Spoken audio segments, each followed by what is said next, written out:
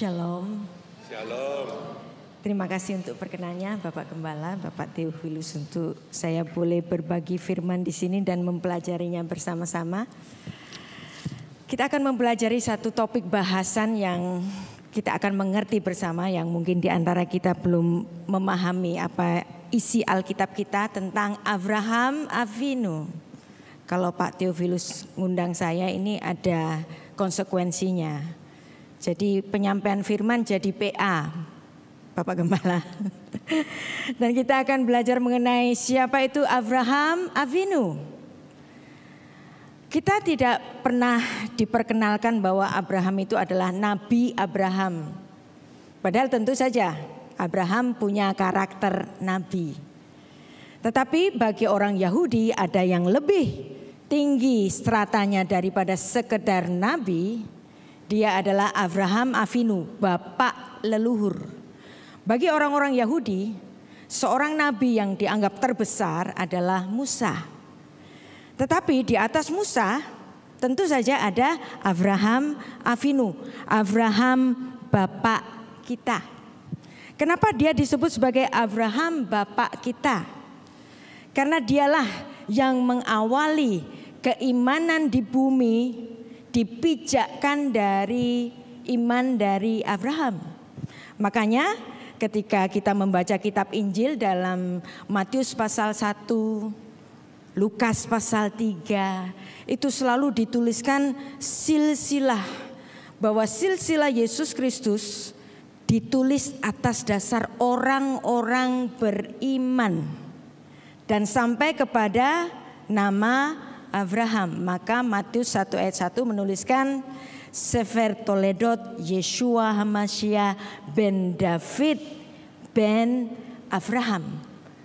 Inilah silsilah Yesus Kristus, anak Daud, anaknya Abraham.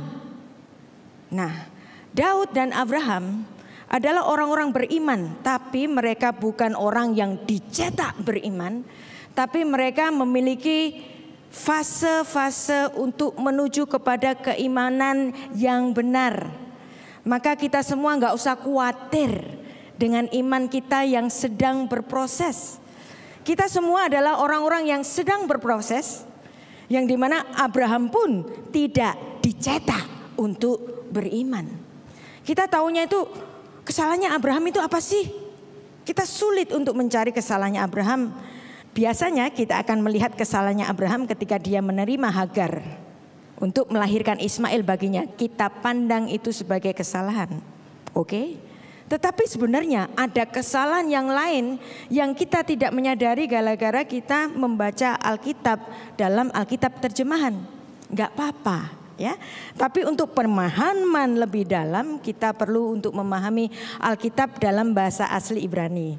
Nah, inilah apa yang sedang saya inginkan di dalam nama Tuhan.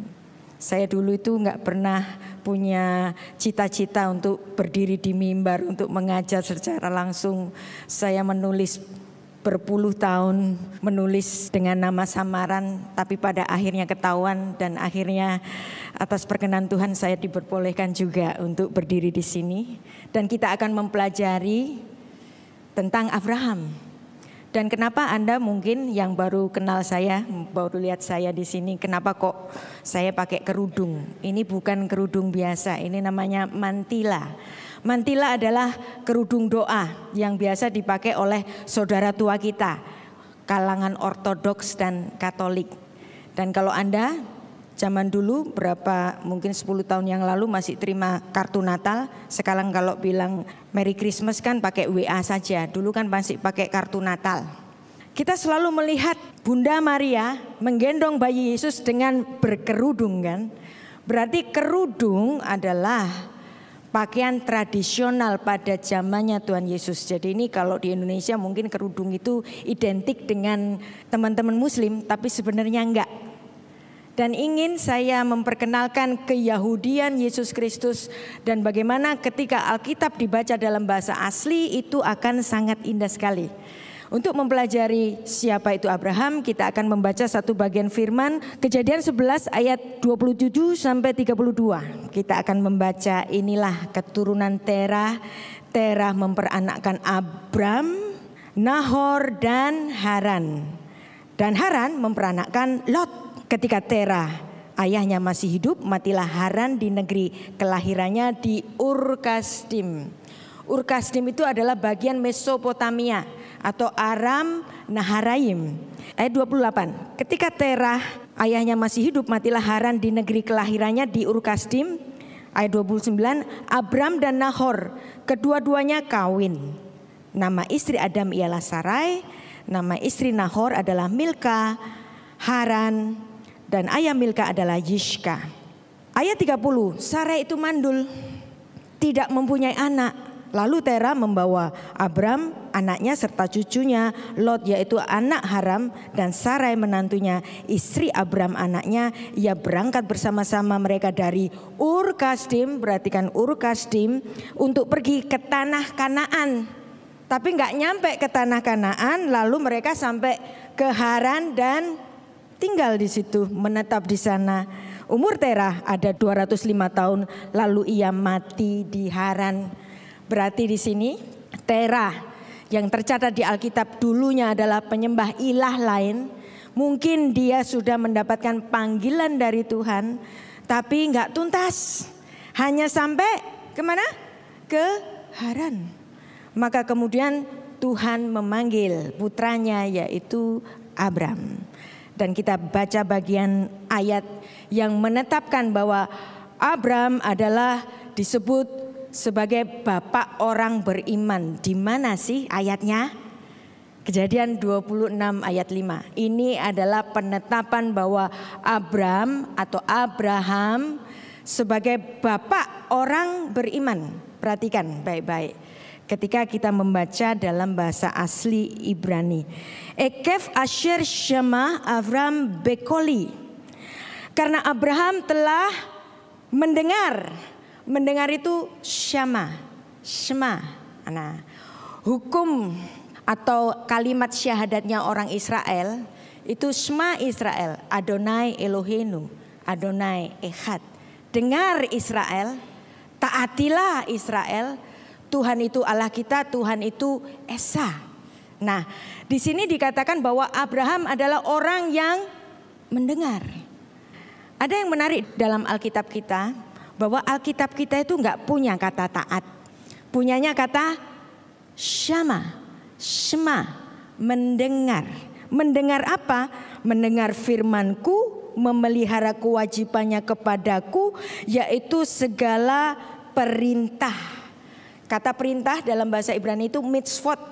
Mitzvotai, perintahku, ketetapanku, kukotai. Dan kemudian hukum-hukumku, vetorotai.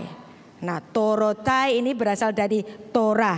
Nah, kata mitzvot, kata kuk, kata Torah, ini adalah 3 kata yang memiliki arti sinonim. Menarik. Kenapa Musa itu nulis dengan 3 kata yang sinonim? Perintahku, ketetapanku, hukumku. Sebenarnya ini adalah kata-kata yang sinonim walaupun kata-katanya berbeda. Karena dalam mindsetnya orang Ibrani, bicara tentang 1 kali perkataan itu biasa. Kalau 2 kali, konfirmasi. Kalau 3 kali, extremely. Berarti melalui ayat ini, Alkitab mengatakan kepada kita bahwa Abraham adalah orang yang mendengar perintah Tuhan, ketetapan Tuhan, hukum Tuhan secara extremely. Ada 3 kali kata yang sinonim.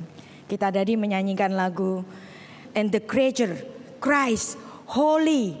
Holy-nya berapa kali? 3 kali. Kenapa kitab Yesaya harus menyebut kekudusan Tuhan? Kadosh, Kadosh, Kadosh, Adonai, Sevaot. Kenapa harus 3 kali? Karena kekudusan Tuhan itu bukan kudus biasa. Bukan sangat kudus, tetapi extremely kudus. Maka di hadapan Allah kita tidak ada kata-kata manusia yang dapat menggambarkan kekudusan Allah kecuali diulang 3 kali. Kudus, kudus, kuduslah Tuhan. Dan inilah yang dipahami dalam bahasa asli Ibrani atau dalam antropologi budayanya orang Ibrani. Anda tahu nama Abram? Abram. Kalau Anda belajar bahasa Ibrani, kata Abram biasanya diterjemahkan dengan bapak yang luhur. Avram, bapak yang di atas. Tetapi pembacaan nama Abram itu bisa dipenggal. Dipenggal bagaimana? Sebagai Aram. Jadi mungkin Tera dulu menginginkan anaknya sebagai bapaknya orang Aram. Kenapa? Karena memang Abram lahir di Aram Naharaim, lahir di Mesopotamia. Mesopotamia itu bahasa Yunani, Mesopotamos di antara 2 sungai, sungai Tigris dan sungai Efrat atau sungai Ferat. Dan Aram Naharaim adalah tanah Aram Naharaim yang dialiri 2 sungai, yaitu sungai Hidehel atau sungai Tigris atau sungai Efrat. Maka dulu Terah ingin anaknya menjadi pembesar, menjadi bapak bagi orang-orang Aram. Tapi Tuhan berkehendak lain. Enggak, kamu bukan cuma bapaknya orang Aram, tetapi Hamon Goyim. Maka namamu bukan lagi Abram tetapi Abraham, karena engkaulah adalah bapaknya dari bangsa-bangsa. Jadi kita tadi sudah membaca satu bagian ayat yang dimana sebenarnya Terah itu sedianya menuju ke Kanaan, tapi nggak nyampe, cuman sampai ke Haran, nyaman di situ. Tadi kita mendoakan kita harus keluar dari zona nyaman. Di situ Terah nyaman di situ, tapi kemudian Tuhan melalui Abram memanggil untuk menuju ke tanah perjanjian. Kita baca Kejadian 12 ayat 1, berfirmanlah Tuhan kepada Abram, Lech lecha, pergilah dari negerimu, dari sanak saudaramu, dari rumah bapamu ke negeri yang kutunjukkan kepadamu. Jadi inilah Lech lecha, pergilah. Kira-kira kenapa sih kok Tuhan nyuruh pergi itu, kenapa sih? Terah sudah disuruh pergi tapi mandek. Mandek kemana? Ke Haran saja karena sudah nyaman di situ. Kita pun demikian. Kalau sudah nyaman ya sudah, bermukim di situ, tidak mau keluar dari zona nyaman. Kita baca Kejadian 11 ayat 26. Setelah Terah hidup 70 tahun, ia memperanakkan Abram, Nahor dan Haran. Dan kemudian dalam kitab Yosua di situ mengatakan bahwa sebenarnya Terah dahulu adalah penyembah ilah asing. Dan dari sini kita akan mempelajari apa itu iman. Apa bedanya iman dengan percaya? Nah, iman itu kata benda, percaya itu kata kerja. Kalau kita membacanya dalam bahasa asli Ibrani, iman itu emunah, kata benda.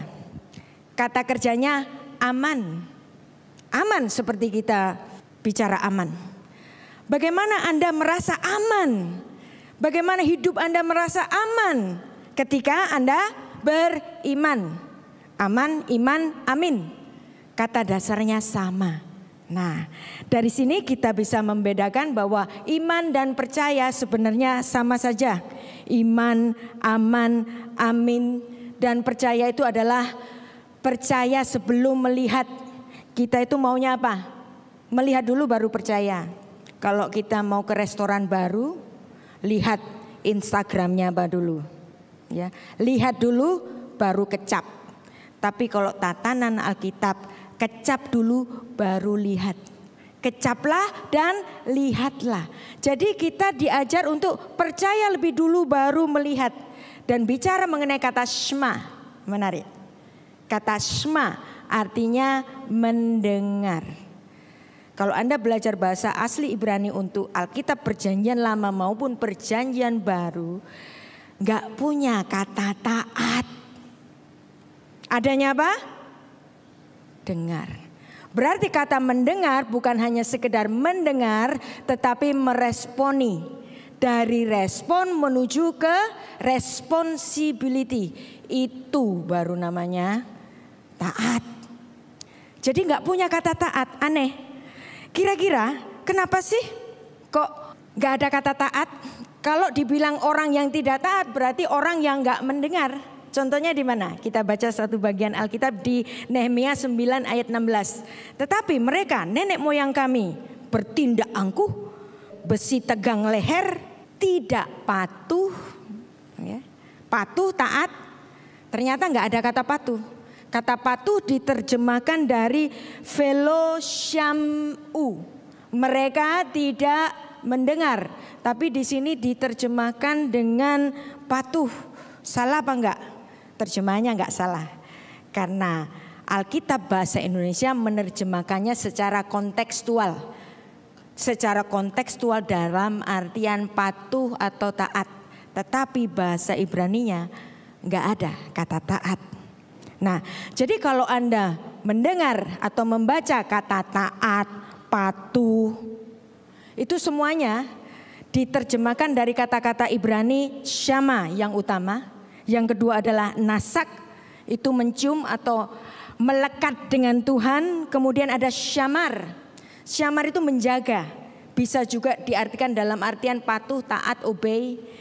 Dan kemudian ada yare, takut akan Tuhan. Hormat kepada keberadaan Tuhan. Itu juga bisa dimaknakan sebagai taat. Tapi kata taat secara asli gak pernah dipakai di Alkitab bahasa asli Ibrani. Walaupun bahasa Ibrani punya kata taat, yaitu kata letsayet atau siet. Itu baru betul-betul kata obey. Tapi kata obey gak pernah dipakai di Alkitab. Kira-kira kenapa?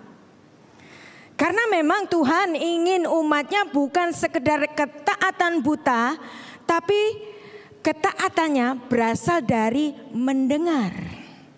Kemudian meresponi. Dari respon muncul responsibility. Nah, kita belajar dari satu sosok manusia pertama, yaitu Adam. Kejatuhan manusia yang pertama karena dia tidak mendengar Allah, tapi mendengar istrinya. Tapi istrinya mendengar si ular. Tidak mendengar Allah. Maka kata dengar syama di Alkitab diidentikan dengan kata Allah. Apa sih yang menyebabkan Adam dan istrinya itu berdosa? Kenapa sih dia makan buah itu? Apakah Adam dan istrinya itu lapar? Tentu saja enggak. Karena Eden artinya taman kenyamanan, taman kelimpahan. Adam kalau enggak makan buah itu enggak mati kok. Tapi kenapa dia makan? Semuanya Adam punya di taman itu kelimpahan. Tapi ada satu yang Adam gak punya, apa? Menjadi seperti Allah. Dan di sini iblis merasuk kepada ular itu menggunakan metode yang sama mengenai kejatuhannya. Kejatuhannya iblis itu apa sih? Ingin menjadi seperti Allah. Sama seperti yang ditulis di Kejadian 3 ayat 5 ini. Dan apa kejatuhan mengenai iblis itu ditulis di dalam Yesaya 14 ayat 12 sampai 14. Ini ayat yang sangat terkenal yang biasanya orang-orang Kristen mengidentikan itu dengan kejatuhan Lucifer. Padahal kata Lucifer itu kata bahasa Latin yang baru muncul pada abad keempat. Dan gak ada dalam Alkitab Ibraninya. Alkitab Ibraninya menuliskan Hillel ben Shachar. Banyak para penafsir mengidentikan Hillel ben Shachar ini adalah perlambangan dari malaikat yang ingin menjadi seperti Allah. Kita baca ayatnya, ayat 12. Wah, engkau sudah jatuh dari langit, hai bintang timur putra fajar. Bahasa Ibraninya Hillel ben Shachar. Kalau Anda membaca di kitab King James ini diterjemahkan dengan Lucifer. Engkau sudah dipecahkan dan jatuh ke bumi, hai yang mengalahkan bangsa-bangsa. Engkau yang tadinya berkata dalam hatimu, aku hendak naik ke langit. Aku hendak mendirikan tahtaku mengatasi bintang-bintang Allah, dan aku hendak duduk di atas bukit pertemuan jauh di sebelah utara. Aku hendak naik mengatasi ketinggian awan-awan, hendak menyamai yang maha tinggi. Ada hubungannya enggak dengan Kejadian 3 ayat 5 tadi? Modus yang sama. Dan itu adalah pemberontakan. Maka Adam dalam keadaan keberdosaannya, Tuhan harus mengusir dari Taman Eden. Supaya apa? Supaya Adam di dalam keberdosaannya jangan makan buah kehidupan yang membuat dosanya menjadi kekal. Kalau dosanya menjadi kekal, tidak ada pengampunan. Maka pengusirannya dari Taman Eden bukan karena Allah jahat atau Allah marah. Allah justru bersedih. Allah bertanya, Adam, di mana kamu? Ayat ini adalah ayat yang sangat kontradiktif sekali. Tentu saja Allah itu maha tahu kan? Tentu saja Allah tahu Adam sedang bersembunyi di balik semak-semak itu. Tapi ketika Tuhan berteriak, Ayeka, di mana kamu? Ini bukan pertanyaan lokasi. Tetapi dosa itu membuat pemisahan. Tuhan tidak dapat bercengkrama dengan Adam seperti sedia kala. Maka supaya Adam dapat diselamatkan rohnya, maka Tuhan membiarkan raganya saja yang mendapatkan konsekuensi kematian tubuh. Tuhan harus mengusirnya dari Taman Eden. Nah, Anda tahu Taman Eden, Kejadian 2 ayat 11 sampai 14, dialiri 4 sungai. Sungai Pishon dan sungai Gihon, kemudian sungai Hiddekel, dan kemudian sungai apa? Sungai Ferat atau sungai Efrat. Tetapi kemudian yang tinggal hanya sungai Tigris atau Hiddekel dengan sungai Efrat. Dan ternyata keluarga Adam sampai pada Kain itu masih tinggal di sekitar sungai itu. Kain ketika membunuh Habel masih tinggal di tanah Nod di sebelah timur Eden. Berarti Eden ada di mana? Ada di Mesopotamia. Wilayah yang dialiri 2 sungai. Sungai Efrat dan sungai Tigris.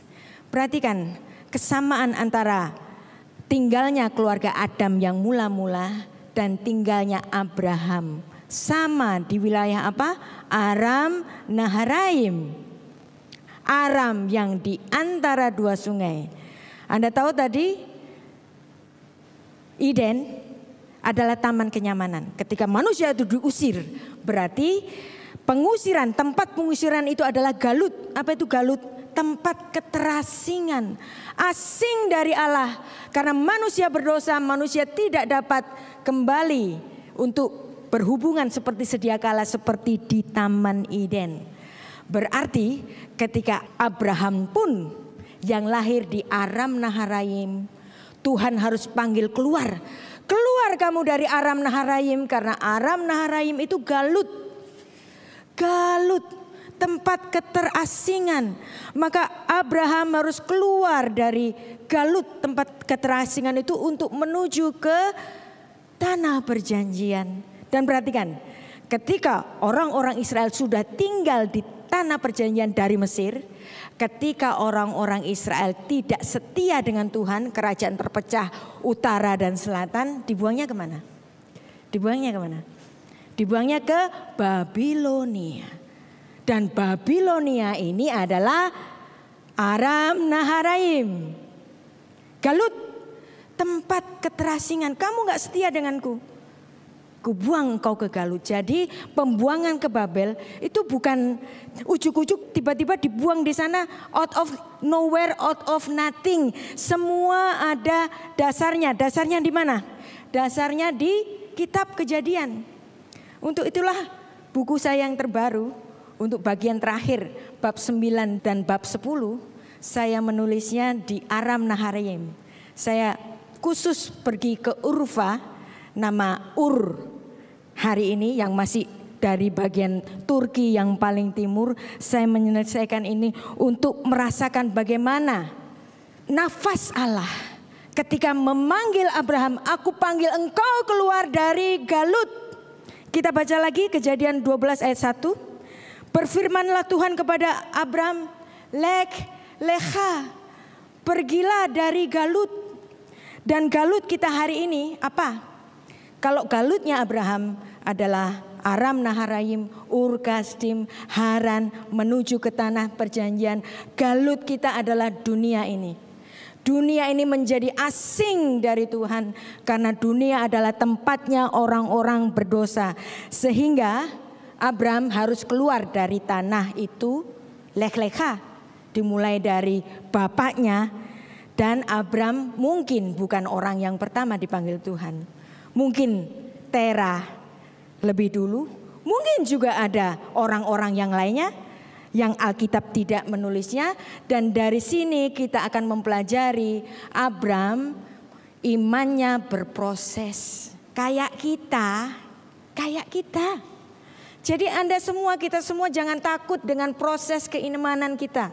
Kita sedang berproses hari demi hari untuk lebih dekat, untuk mengerti siapakah Tuhan yang kita sembah. Karena Abraham pun demikian. Abraham tidak dicetak beriman. Abraham pernah komplain dengan Tuhan. Abraham pernah marah dengan Tuhan. Tapi Tuhan gak marah sama Abraham. Karena Abraham adalah orang yang mendengar. Dari kata kedengar ada respon. Respon itu bisa salah loh. Bisa respon yang salah, bisa respon yang benar. Itu proses. Baru kemudian ada responsibility. Maka marilah kita mempelajari bagaimana sih prosesnya Abraham itu gimana. Apakah kayak kita? Ternyata persis kayak kita. Jadi Abraham tidak dicetak beriman. Kejadian 22 ayat 1. Di sini kita kalau baca ayat ini, kita langsung wow. Setelah semuanya itu, Allah mencoba Abraham, ia berfirman kepadanya, Abraham. Lalu sautnya, Hineni. Kata Hineni ini identik dengan nama Abraham.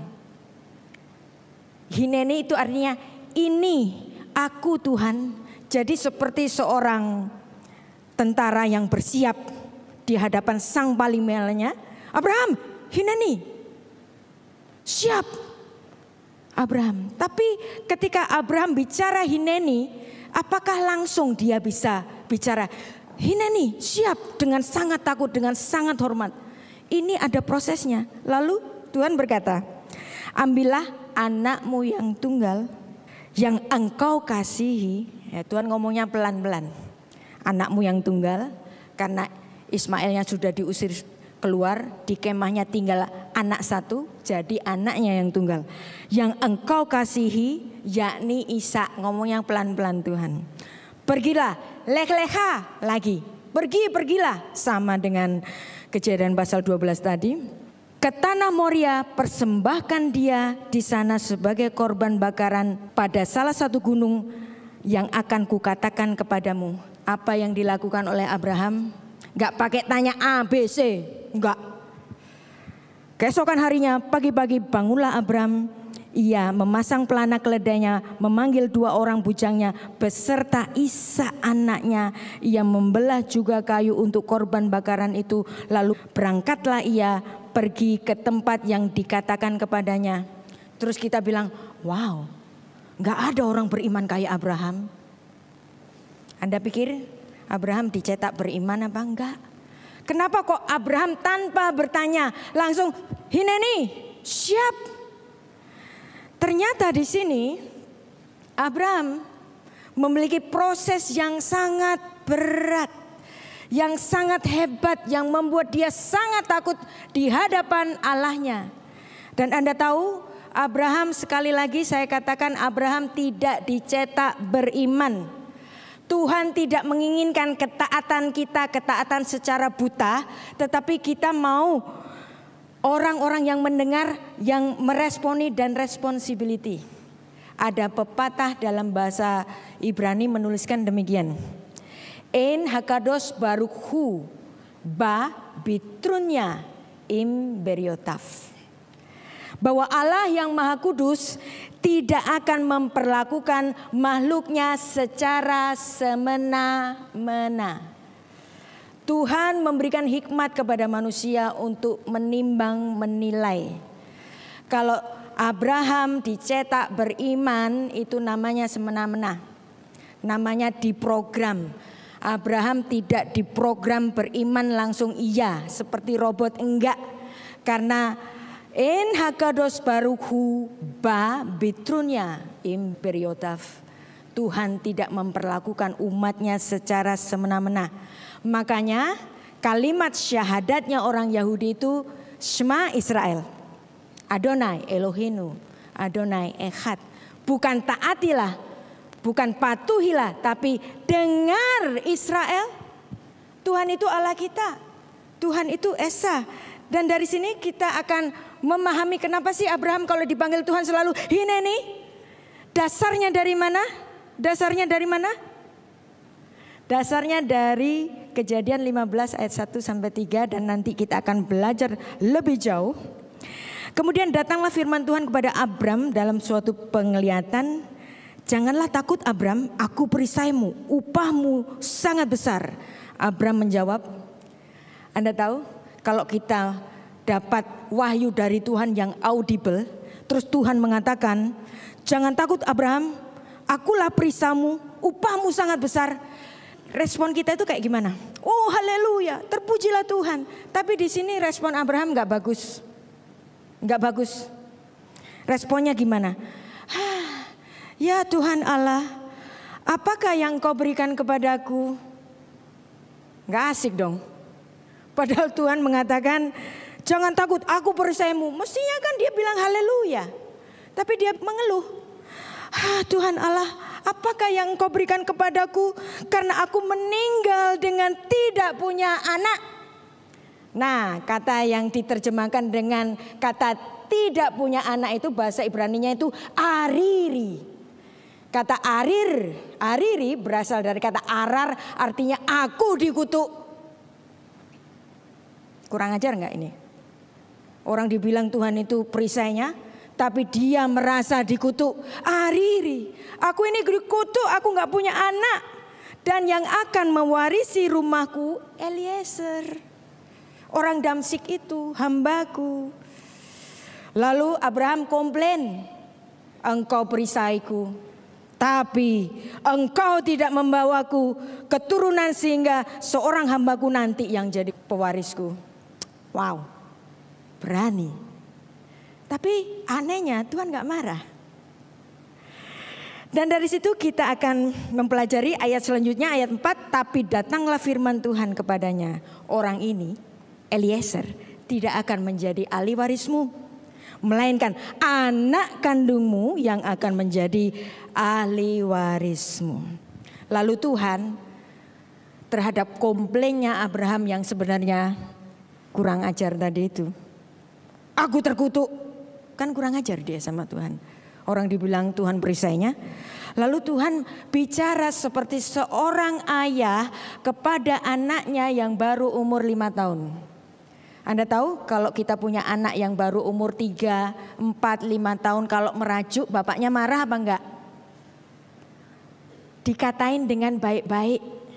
Nah, lalu Tuhan bicara kepada Abram, coba lihat ke langit. Dan bahasa aslinya cantik sekali. Habetna hasyamaima. Please, tolong lihat ke langit. Tuhan itu sopan. Dia nggak maksa kepada Abram, nggak marah ketika Abram komplain, ariri, aku ini orang yang dikutuk. Nah, lalu Tuhan berkata, hitunglah bintang-bintang, jika engkau dapat menghitungnya, maka firman-Nya kepadanya, demikianlah nanti banyaknya keturunanmu. Dan persis seperti anak yang baru berumur 4-5 tahun, ketika Tuhan bicara habetna hasyamaima, kemudian Kejadian 15 ayat 6 dituliskan, lalu percayalah Abram. kepada Tuhan, maka Tuhan memperhitungkan hal itu kepadanya sebagai kebenaran. Tuhan memberikan penghiburan kepada Abraham yang tadi sudah jahat mulut. 1. Hari ini Tuhan bicara, aku perisaimu, tapi dia bilang aku ini dikutuk, aku gak punya anak. Lalu Tuhan sampai bilang, please deh, lihat ke langit, nanti disitulah keturunanmu yang tidak dapat dihitung. Dan kemudian di masa-masa berikutnya ketika Ismail itu lahir, kemudian nama Abram menjadi Abraham. Kita baca Kejadian 17 ayat 14. Setelah perjanjian sunat dilakukan dengan baik oleh Abram, kemudian dari pihakku, Tuhan juga bilang hineni, ani, inilah perjanjianku dengan engkau, engkau akan menjadi bapak sejumlah bangsa. Dan karena itu namamu bukan Abram, bukan Aram, tapi Abraham, Hamon Goyim, bapak dari semua bangsa, dan namamu menjadi yang termasyhur, bapak sejumlah bangsa. Dan sampai hari ini betul-betul hanya Abraham yang dipandang sebagai bapaknya orang beriman. Baik orang Yahudi percaya, mereka menyembah Allahnya Abraham, orang Kristen pun percaya menyembah Allahnya Abraham, dan teman Muslim pun mengatakan mereka pun menyembah Allahnya Abraham. Tapi tentu saja di Kejadian pasal 17 ini masih Abraham perlu proses walaupun namanya sudah ganti. Prosesnya bagaimana? Ini menarik. Ini jahat mulutnya Abram yang kedua. Ya, kita baca Kejadian pasal 18. Backgroundnya, Abraham punya 3 tamu agung. Ya, menurut teologi Kristiani maupun teologi Yahudi, malaikat yang pertama ini adalah Mal'ah Adonai. Malaikat Tuhan besar-besar. Bukan malaikat biasa. Kemudian dengan 2 pengawalnya. Dalam teologi Kristen, Mal'ah Adonai itu adalah dianggap sebagai teofani Allah. Ada yang mengatakan dia adalah Kristofani, penampakan Kristus di perjanjian lama. Dua-duanya saya percayai. Dan Abraham menjamu tamu agungnya ini. Dan kemudian sang tamu agung ini bicara kepada Abram. Kalau dulu hanya audible, sekarang Tuhan menampakkan diri dalam wujud malaikat. Sesudah itu berfirmanlah Tuhan, sesungguhnya banyak keluh kesah tentang Sodom dan Gomora, sesungguhnya sangat berat dosanya. Abraham sudah makdek. Wah, Lot ponaanku ada di situ. Nah, kemudian ayat 21. Baiklah aku turun untuk melihat apakah benar-benar mereka telah berkelakuan seperti keluh kesah yang orang telah sampai kepadaku atau tidak. Aku hendak mengetahuinya. Nah, kemudian pengawalnya ini, lalu berpalinglah orang-orang itu dari situ. Ya, Mal'ah Adonainya juga berjalan ke Sodom. Tapi Abraham tinggal tetap berdiri di hadapan Tuhan. Jadi Mal'ah Adonai tadi diidentifikasi dengan Tuhan besar-besar. Abrahamnya marah. Mau ngapain ini Tuhan? Lot ada di situ. Ketakutan dia, takut campur marah. Kemudian Abraham mendekat kepada Mal'ah Adonai dan berkata, apakah engkau akan melenyapkan orang benar bersama-sama dengan orang fasik? Komplain. Jadi kalau baca itu harus baca kayak saya gini, sambil marah-marah, ya kan? Lalu kemudian masih komplainnya masih diterusin. Gimana sekiranya ada 50 orang benar, Khamisim Sadikim. Jadi 50 orang benar laki-laki. Nah, jadi kalau dalam bahasa asli Ibraninya lebih jelas. Apakah engkau akan melenyapkan tempat itu dan tidakkah engkau mengampuninya? Karena ke-50 orang yang benar di dalamnya Weh, berani dia tentang 50 ini, ya. Lalu kemudian masih diterusin marah-marahnya. Jauhlah kiranya itu daripadamu. Ini bahasa Indonesia. Dan ini adalah terjemahan yang sangat soft, halus sekali, sopan. Tapi kalau Anda membaca ayat ini dalam bahasa Ibraninya, Abraham itu seperti marah, nunjuk Halila leha. Halila leha, dari kata halil, hilul. Hilul ada hilul Hashem, penistaan nama Tuhan. Orang Yahudi kalau bilang penistaan nama Tuhan itu hilul Hashem. Kata hilul yang sama Abraham pakai untuk merujuk kepada Allah. Halila leha, nista kamu Tuhan. Kasar. Kita orang Indonesia gara-gara baca ayat ini dalam bahasa Indonesia nggak ngerti. Karena diterjemahkan secara halus.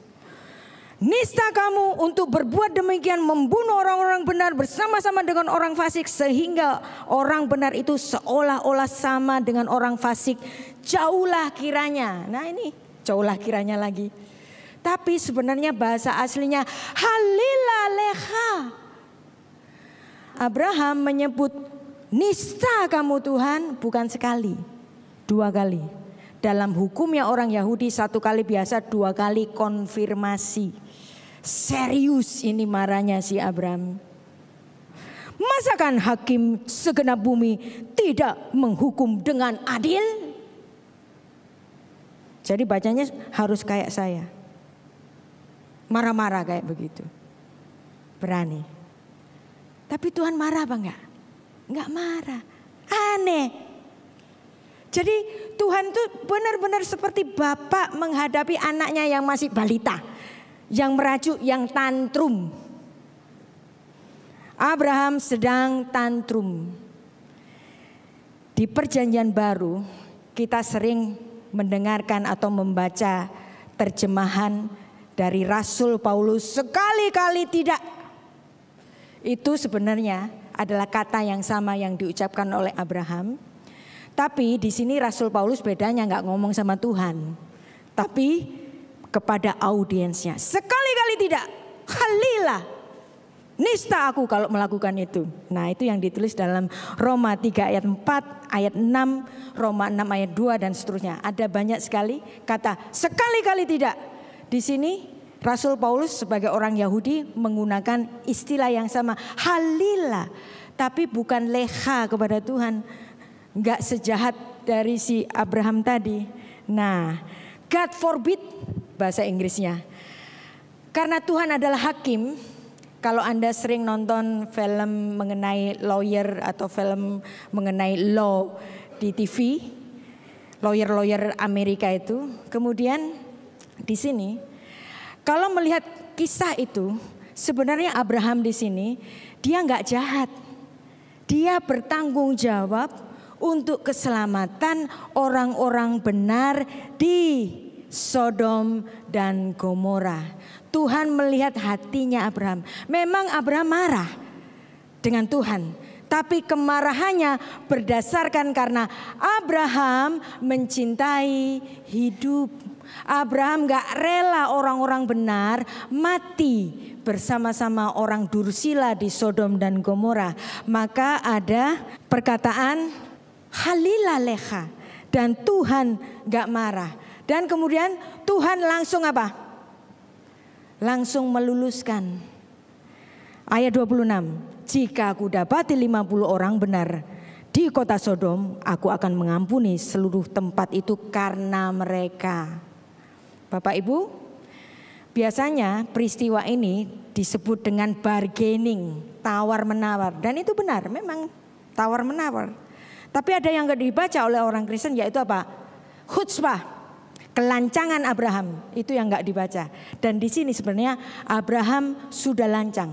Dan ketika Tuhan langsung meluluskannya, Abraham kaget. Loh, kok diluluskan? Bapak Ibu pernah nyang-nyangan, beli barang, dinyang, barang itu ditawarkan 1 juta, Anda nyang jadi 500.000 langsung dikasih. Terus Anda kaget, loh jangan-jangan ini harganya cuma 300.000. Persis seperti Abraham. Dia juga berpikir, GGE gak ono 50. Maka kemudian Abraham bicara kepada Tuhan. Dan di sini Abraham mulai melunak, ayat 27. Sesungguhnya, tadi marah-marah, nista kamu. Sekarang mulai melunak. Dan disinilah mengenai proses dari iman dari Abraham itu. Ketika Tuhan langsung meluluskan, jangan-jangan aku yang salah. Tadi aku sudah jahat mulut kepada Tuhan. Maka kemudian Abraham mengatakan, sesungguhnya aku telah memberanikan diri berkata kepada Tuhan, walaupun aku debu dan abu, Engkau adalah Tuhan yang maha besar. Tuhan, sekiranya kalau nggak ada 50 dan kemudian ada 45, 45 juga diluluskan oleh Tuhan. Kaget lagi, GGE bukan 45, turun lagi. Kemana? 40, 30, dikasih terus.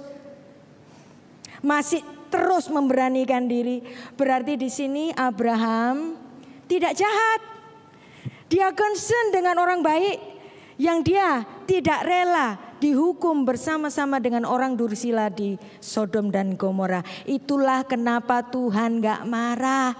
Tantrumnya Abraham seperti anak balita yang belum mengerti papanya itu siapa. Maka kemudian turun sampai 20 dan turun sampai 10. Nah, sampai di angka 10 Abraham gak berani minta lagi. Ya, kita baca Kejadian 18 ayat 32. Katanya, sekiranya Tuhan murka. Nah, sekarang mulai sopan banget. Kalau aku berkata sekali ini saja, sekiranya 10 orang didapati di sana. Lalu Tuhan bicara, aku tidak akan memusnahkannya karena yang 10 itu. Di angka 10 kemudian Abraham tidak berani untuk menawar lagi. Maka itulah kenapa minyannya atau minyanimnya orang Yahudi persekutuan doa quorumnya itu 10. Kalau enggak 10 enggak quorum, bukan persekutuan doa. Tapi Tuhan Yesus memberikan tatanan yang baru. Apa? 2, 3 orang berkumpul dalam namaku, aku berada di tengah-tengah mereka. Berarti kita lebih dari minyannya Abraham. Tuhan ngasih quorum yang apa? Cuman 2-3 orang berkumpul, aku berada di tengah-tengah mereka. Ini Tuhan Yesus, perkataan dari Allah yang inkarnasi, memberikan suatu kemudahan yang lebih daripada orang Yahudi. Kita diberi kemudahan 2-3 orang berkumpul, Tuhan berada di tengah-tengah mereka. Mazmur 18 ayat 20.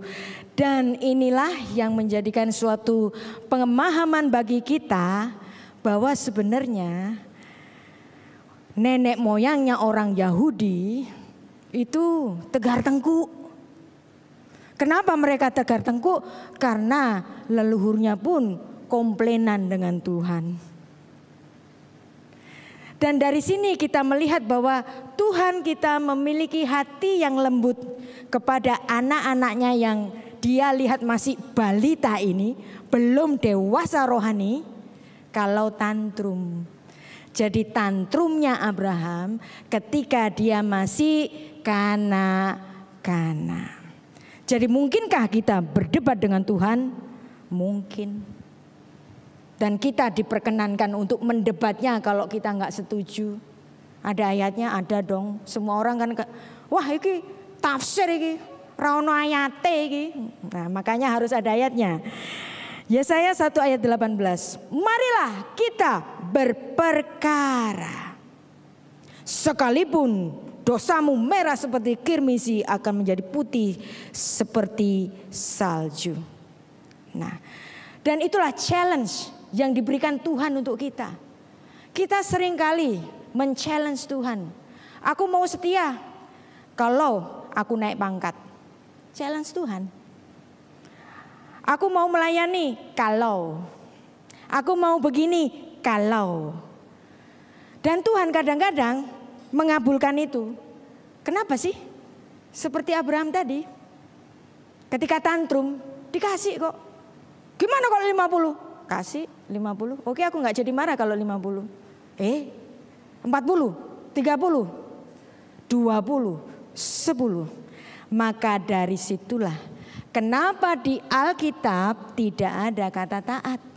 Karena Tuhan gak mau umatnya taat secara buta, tetapi taat oleh karena proses iman seperti Abraham yang pernah tantrum dengan Tuhan. Dan kata taat betul-betul gak ada, kalaupun ada itu hanya di Alkitab bahasa Inggris atau bahasa Indonesia, obey, taat, patuh. Karena Hakadosh Baruchu ba pitrunya imberiotav. Allah kita, Allah yang Maha Kudus tidak akan memperlakukan umatnya secara sewenang-wenang. Tuhan membiarkan kepercayaan anak-anaknya, iman dari anak-anaknya berproses. Maka Anda gak perlu stres dengan iman Anda. Imanku kurang besar, gak kayak hamba Tuhan itu. Hamba Tuhan yang besar itu pun sedang berproses sampai titik dia menarik nafas yang terakhir. Kita semuanya berproses, gak ada yang lebih, gak ada yang kurang. Kita semuanya anak-anak di dalam strata yang sama. Kalaupun saya diberi kesempatan untuk berbagi firman di sini, bukan berarti saya belum berproses. Saya masih ada di dalam proses. Bapak-bapak, ibu semua juga ada di dalam proses. Gak ada iman lebih besar, iman lebih kecil. Jangan takut soal iman besar, iman kecil. Dari biji sesawi, iman itu dapat memindahkan gunung. Dari sini kita dapat memahami kenapa sih di Kejadian pasal 22 kok Tuhan langsung manggil Abraham, Hineni. Langsung, siap aku Tuhan. Persembahkanlah anakmu. Gak pakai tanya ABC. Karena dia memiliki satu pengalaman iman yang luar biasa. Dia pernah lancang mulut kepada Tuhan. Dan Tuhan gak marah. Dan inilah yang membuat dia takut dan hormat kepada Tuhan. Bukan sekedar takut tapi hormat. Karena Tuhan menghargai apapun yang diminta oleh Abraham. Dan untuk itulah sepanjang hidup Abraham sampai kematiannya dituliskan di Alkitab sebagai penutup. Karena Abraham telah mendengarkan Syama, firmanku, dan memelihara kewajibannya kepadaku dengan segala perintah mitzvotai, ketetapan kukotai, ketetapan-ketetapanku dan hukum-hukumku. Menarik. Dan kiranya iman Abraham menjadi percontohan proses iman bagi kita semua. Dan kita akan bersama-sama menuju langit baru dan bumi yang baru, bertemu dengan Abraham Avinu. Abraham, bapak keimanan kita di langit baru dan bumi yang baru. Mari kita berdoa.